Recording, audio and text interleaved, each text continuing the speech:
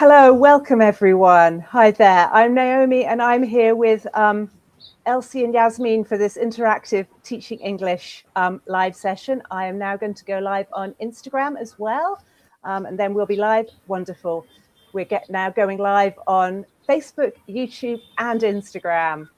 So I'm Naomi and I'm joined by Elsie Enanga and Yasmin Chaudhuri from our Teaching for Equality mini event. And if you're at the event, you'll have heard Elsie talking about how you can use low-cost tech tools to transform your teaching. And then Yasmin talked about how we can integrate social justice into our classrooms to improve both equity and language learning outcomes. So two different topics, but both focused on the idea of making our classrooms more inclusive and equitable for our learners. So this session today gives you the opportunity to ask your questions to both Elsie and Yasmin. So if you have any questions, pop them in the chat and we'll get round and answer them. So I'm just going to introduce you quickly to our speakers and then we'll hand over to them. So Elsie Enanga has over 16 years experience as a teacher and examiner in Cameroon, where she also provides recorded lessons for the Ministry of Secondary Education. In 2001, she contributed to the British Council's English Connects CPD video series, supporting EFL teachers. Elsie's work is focused on low resource contexts and how to provide accessible, quality education for all. And Yasmin is from Calcutta, India, and she has extensive experience as an English teacher to young adults in rural and semi-rural areas. And she's also an assistant professor in English with the West Bengal Higher Education Department. Her teaching focuses on building strong communication skills and linguistic confidence, tailored to meet the diverse needs of her learners. So welcome, everyone. Welcome, Yasmin, welcome, Elsie. If you'd like to tell us a little bit about your sessions the other day, that would be great. Elsie first. Okay, thank you very much. It's a pleasure to be with you all today, Yasmin and Naomi. Thank you so much. My session was is about bridging the digital divide and using low-cost edtech tools. And we find that these tools are common to educators all over the world. Maybe not all, but I think a majority of people a majority of teachers can use low-cost edtech tools in their classrooms to motivate learners, to help them acquire the skills easily and practice more and produce those skills easily. So these low-cost edtech tools specifically refer to the use of a laptop, an Android phone, and a Bluetooth speaker. And all of these resources can easily help learners to navigate the digital divide. While we may not have the connectivity in some parts of the world all the time, we try to use these resources so that we'll be able to help our learners level up and meet up with global learners. They may not be left behind, they will not feel left behind, but they'll be all included and they can have access to quality education just like learners on the other side of the divide. And with the use of these resources, we are able to narrow up, to maybe, why not close up that divide so that both learners each way can have access to quality education. That's wonderful. Thank you, Elsie. Thank you. And just before we go over to Yasmin, just say hello to some of our audience here. We've got Gifty from Ghana. Welcome. We've got Porn from Cambodia. Saeed. We've got Rosemary from the Philippines. Usman from Pakistan. And Abdul Ghaffar from Pakistan as well. And we've got Y from Myanmar. And another watcher from Khan from Pakistan, and then we've got lots of people in the audience over in Instagram as well. Welcome, Fatima. We've got Olivera. We've got Catherine, Vikash. Welcome everyone. Okay, so now I'm going to hand over to Yasmin to just give a very brief overview of what she talked about the other week. Right. Hello, Naomi. Thank you.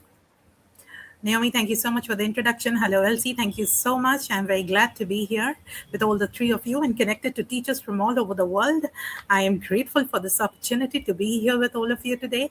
The other day in the webinar, it was a wonderful experience. I got to connect with so many teachers from all over the world, and I spoke on social justice themes in language learning classroom and how I think it's high time finally we talk less about language learning in a language learning classroom and also talk about how we can empower learners at the same time. So language learning has to move in that direction. I have to make learners who speak fluent language. Together with that, I also want to create good empowered learners who know when they open their mouth what to speak about, not just how. So that was essentially what my session was about. Wonderful. That's, yeah, such important topics, both of those, and for really helping our learners. Okay, so everyone, if you have any questions for either Yasmin or Elsie, pop them in the chat and we'll answer them as soon as possible. But to start with, I have a couple of questions. So I think the first one, I would like to put it to both of you, Yasmin first, but actually it's, what are some social justice issues? I think it's a very broad term, and it'd be great to have some examples just to give some framing. Yasmin. Oh, have we frozen? Absolutely. So social justice issues, right, am I back? Naomi, am I audible? Yeah, visible, yeah, I think it was me. Yes. Yes. Naomi, perfect. Am I on? Yeah, I could hear you. Right. Can you hear me? Absolutely. So yeah. I did border on this a little in the webinar. Yes. Yes, I can, Naomi. So I did border a little on this in the webinar as well. Social justice issues primarily depends on the context largely. So it is going to look very, very different depending on the context. So if I talk from an Indian context, I am going to talk about broader social justice themes like environmental issues, like gender issues, like vote and rural and semi-rural and urban contexts. When I look at America, let's say, I think a very broad social justice issue to be talked about would be race and a multicultural classroom. In India, it becomes multilingual and not so much as multicultural. So very, very context specific, very, very context defined. And I'm happy that universities and colleges and schools all over are seriously looking into curriculum planning. Syllabus is being framed accordingly, where students are being exposed to multiple topics in English, particularly. For example, Indian students are being taught a bend in the river by V.S. Nepal. So sitting in India, you get familiarized by, let's say, the African context, and you learn about the cultural context there, the language context, the French domination over native languages. And then students get to talk about that because in India, it's so similar. There is a domination of a foreign language over certain regional languages. So linguistic inclusion would then become a very, very interesting topic in the Indian context. So these are some large social justice issues. Oh, thank you so much. That's really interesting. Elsie, I was just wondering if you have any thoughts on some social justice issues in your area. Yes, yeah, they do. There are lots of concerns in my area, and we find ourselves dealing with governance. See the issue of governance, good governance, and it's such a great issue that runs across sometimes the literature that is taught in the classroom, and how leaders can be held accountable for their actions. And so mostly our social justice tends to want accountability from our leaders. It tends to make people aware about corruption and how to desist from corrupt practices. And in the classroom, the teacher has that role to help learners to be aware, especially as Yasmin mentioned, on climate action, how to live in a world which is sustainable. So in the classroom, there are lessons, the curriculum sustains that social justice thought to climate action through citizenship, proper citizenship, like encouraging people to vote, know their rights, and not desist from voting, because sometimes most of our countries also suffer from voter apathy, and people don't want to get involved because they think the system is the same and there are no changes. So there is some literature and there's some awareness in the classroom for learners, in the Cameroonian classroom, for learners to adopt some sort of social justice consciousness as they grow, as they move from stage to stage, so that the world or our context changes before we move into the global scene.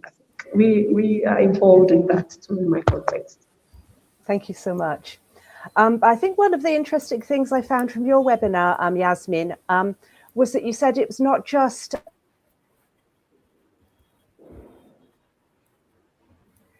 but social justice can be a much smaller and more personal thing as well in the classroom.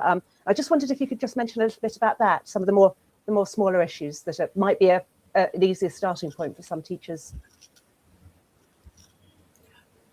Right, absolutely, Naomi. Thank you so much for that question. So when I spoke about how social justice always does not necessarily have to rest on broad topics, but can be very personal, I also meant when we introduce social justice, let's just say primary sections to younger children, younger learners. So I was talking about personal issues related to identity mostly. And identity is such a debatable topic, and language learning itself is so closely linked to identity. We have to bring that in language learning classrooms, particularly in multilingual, multicultural contexts like we have in 21st century language learning context. And so when students are made to feel aware of the awareness that you can talk about identity in a language learning classroom, even if you're learning a language that is not necessarily your own, you're learning a language which is foreign, but your identity matters, your voice matters. So even when we start from very, very deeply personal topics, these topics are social justice topics. So that is what I meant when I said we can start with simple, very basic, relatable topics and move to broader community-oriented topics. So yes, always it's so not right away. When we talk about gender empowerment and gender equity. So when we start from something very simple as what about in your own houses? What do you observe in your own family? Talk to me a little about your own family context. And then we move on to community. So that link is very smooth. The association becomes simpler, easier. Students understand why such topics even need to be talked about. When they see things happening in their own families, they understand it's happening in the broader community. So, yes. Yeah. That's so true. So true. Yeah. And I think when we make the lessons personal like that, it makes it so much easier for our learners to engage. They want to talk about themselves. Right.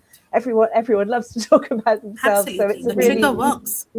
Yeah, it motivates our students to speak, which is something that we often have to do. Right. And the anxiety is so low.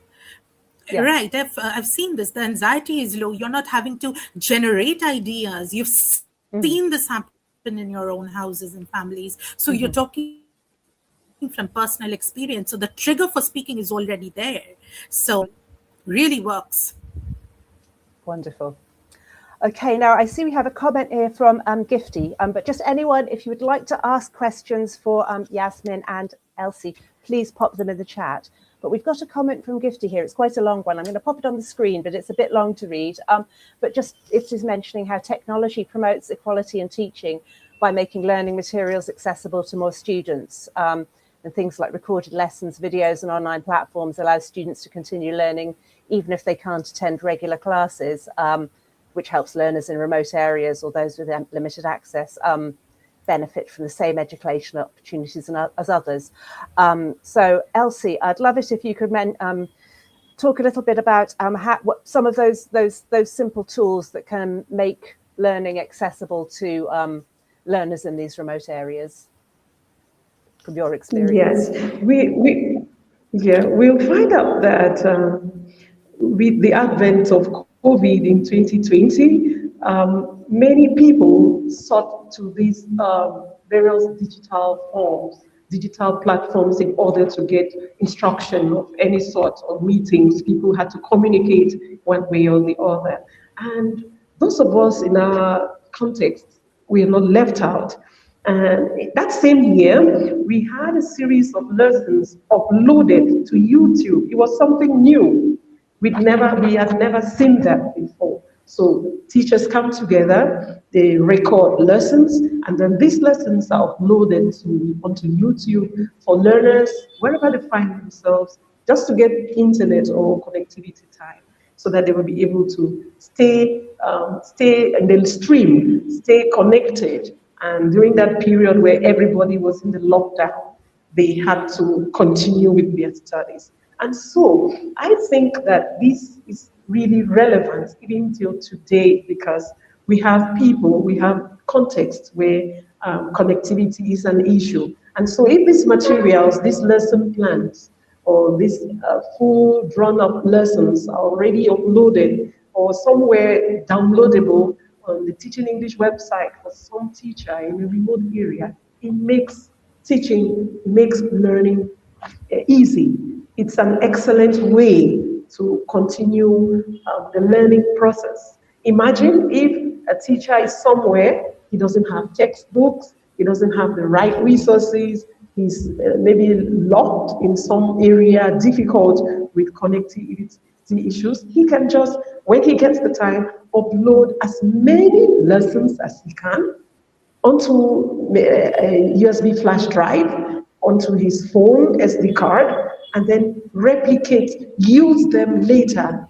And with that, we are ensuring that we stay along with the others who have continuity of internet services all the time. So no one is left out. And it brings to my mind something that says we have no excuse.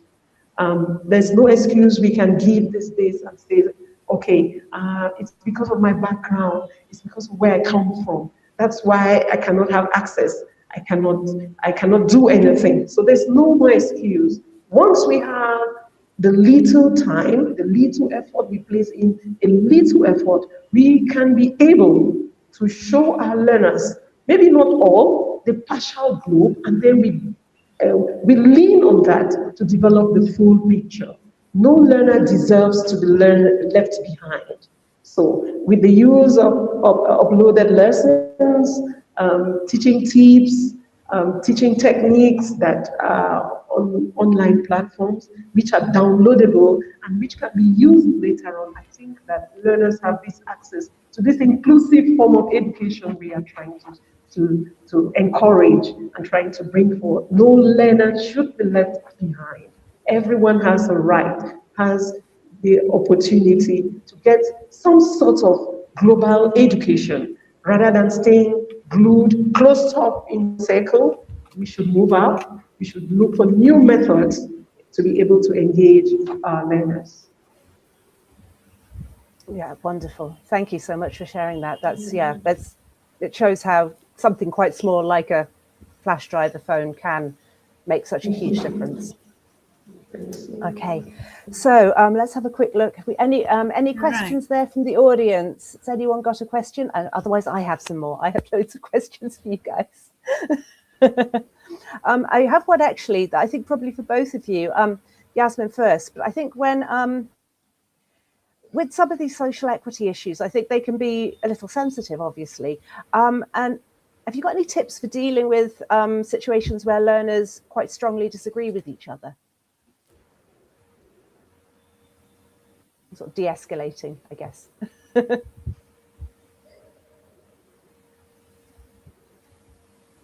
Can you hear me, Yasmin? Right, Naomi. It might happen in advanced classes. Yes, Naomi, I'm here. Can you? Yes, cool. Right. So it does happen in advanced classes, particularly where language learning social justice issues tend to become more debatable sometimes. So the important thing is at the end of the day, it's a language learning classroom. So students' voices are important. So the voices need to be heard and not bulldozed over. So yes, I agree. So in such cases, I think the teachers as facilitators in 21st century classrooms will have to have the responsibility to steer the the communication positively, and make students aware that what we are doing at the end of the day is trying to achieve language learning. So focusing more on the vocabulary, steering the conversation away to more reflective writing exercises. These are certain tactics that the teachers will have to engage actively, steer the classroom towards very productive results, and see to it that topics do not necessarily stoop to low debates and identity politics, because that's not the aim. The aim at the end of the day strongly remains language learning. So putting up vocabularies and ideas and asking students to write, silent writing activities help. And also the fact that we have to listen. We have to listen to the other, and much later try to frame our conversation around debating. First, listen, know the idea of the other, and try to understand the idea and inculcate that in your writing. So, for and against topics. Very, very helpful argumentative essays to be written. So you listen to the learners, you listen to the others, you understand their point of view, and you write them in your own essays. So that's a wonderful project idea as well. So seeing to it that the temperature of the classroom does not necessarily get into debates and fights, but creating that very debate into a very healthy space of language learning, healthy writing exercises, argumentative topics, that would help. Wonderful. And I think here the teacher's role becomes very fundamental. Yeah, absolutely. Absolutely. Thanks so much for sharing.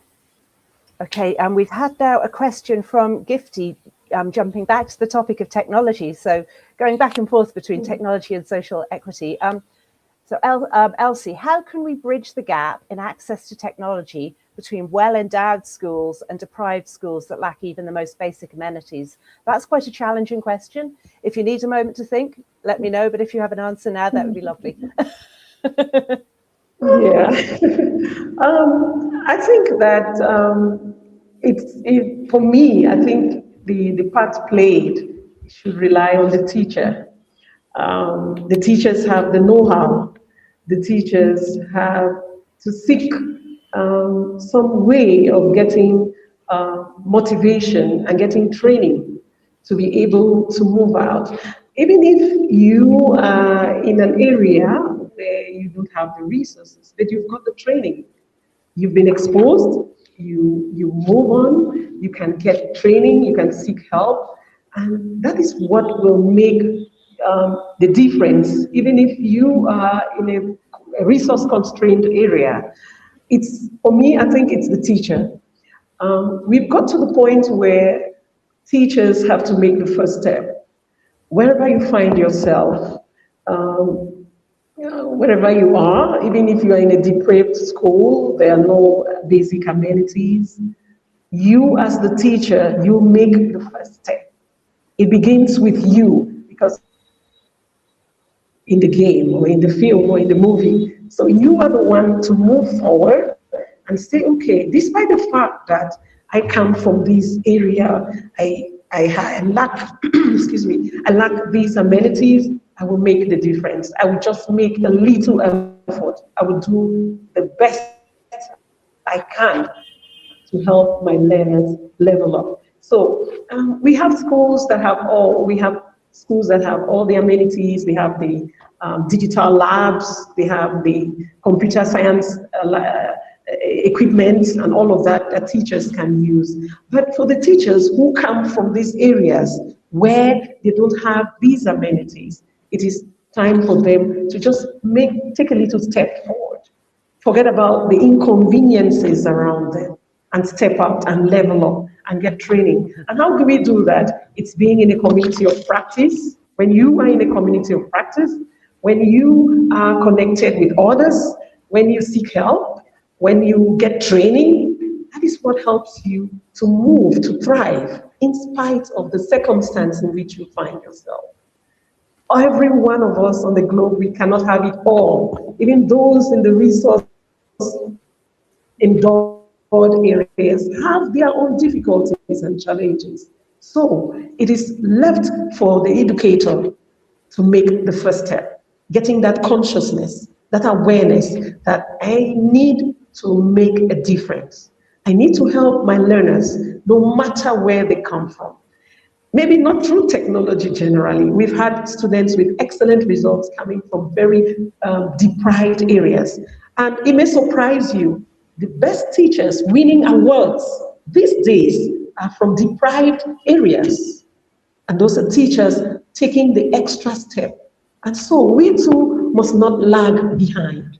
The educator must not lag behind. You need to get the right training. You need to move forward in spite of the dangers. We've had teachers crossing deep water, deep rivers to go and dispense knowledge. And you can make it if you just choose, if you try. So, like I said before, there's no excuse. It depends on the educator. It relies on the educator. If the educator is aware, he has that consciousness that I have this mandate, I have this role to play towards my learners, there's no, I don't think we cannot make it.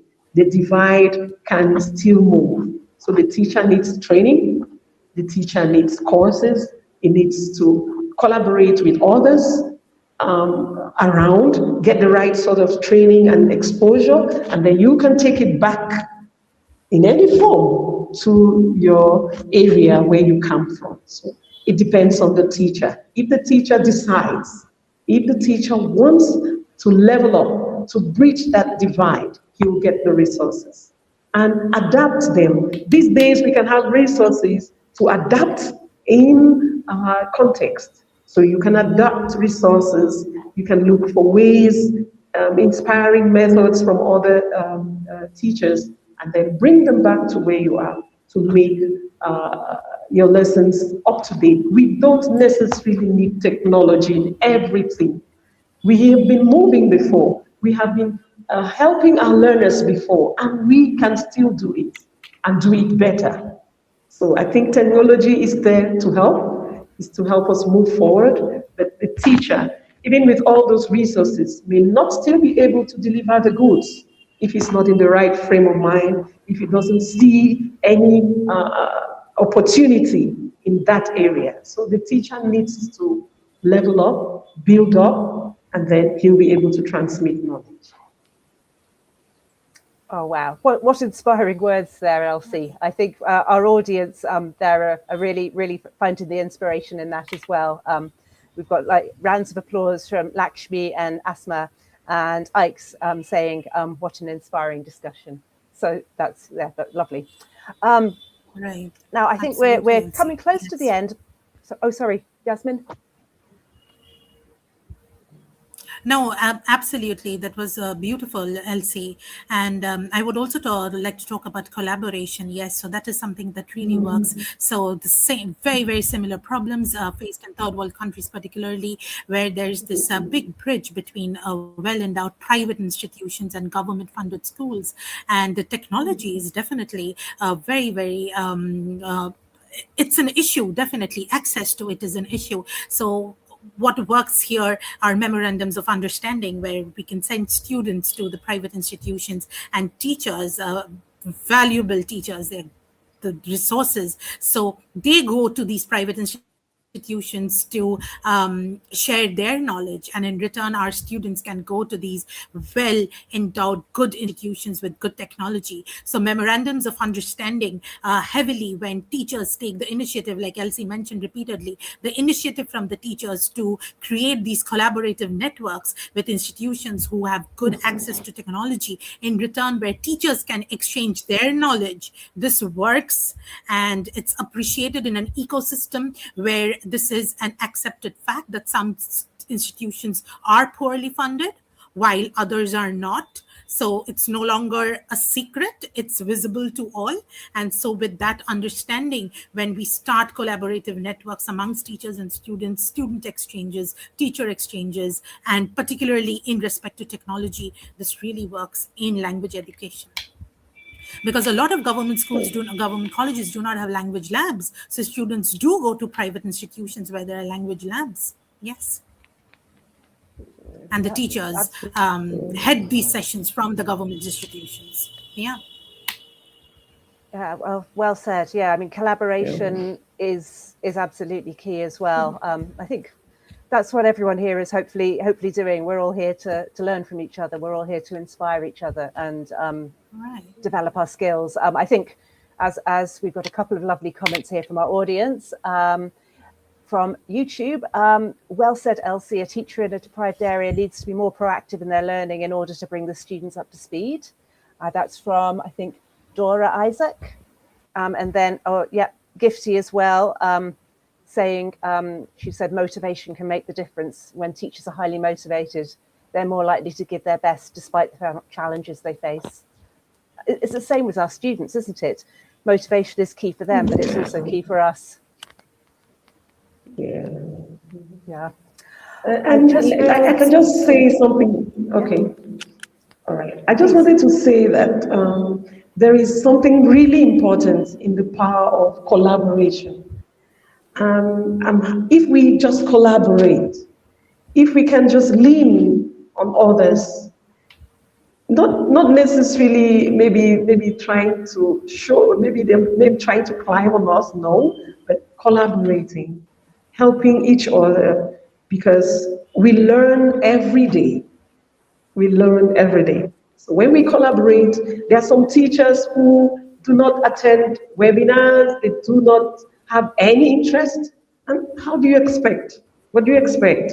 So we must collaborate, seek out, move out from your comfort zone or from the uncomfortable zone, like I say, and it will help a lot. Thank you so much. So we're running out of time here. So I'm just going to ask both of you if you have any final words for our audience. So I don't know, Yasmin first, if you have any final words you'd like to give to our audience on these topics, other than we wish you had more time.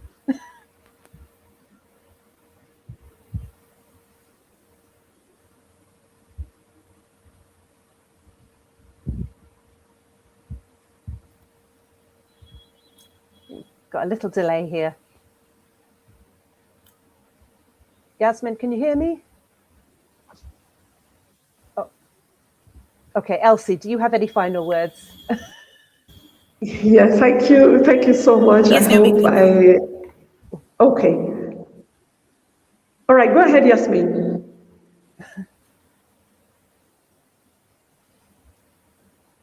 Okay. Right, so are we wrapping up here now?